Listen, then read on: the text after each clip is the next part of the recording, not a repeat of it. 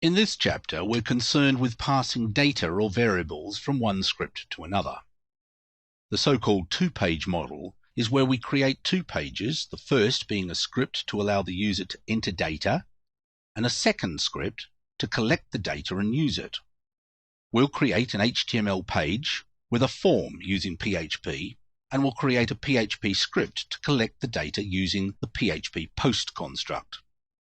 We'll add a link to the output page to return the form using a query string variable with the get construct, and we'll learn how to conditionally redirect to another page using the header construct. The two-page model is in contrast to the one-page model, where we collapse both processes into a single script.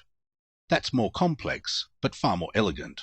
Now remember that PHP is a server-side scripting language, which means the scripts are executed on the server, not on the client PC. Generally, a PHP script executes on the server and renders a form, a means by which users can enter data from the keyboard, on the browser. The browser then sends the data to another PHP script, which does something to the MySQL database. In most cases, the first PHP script probably gets some data from the MySQL database anyway.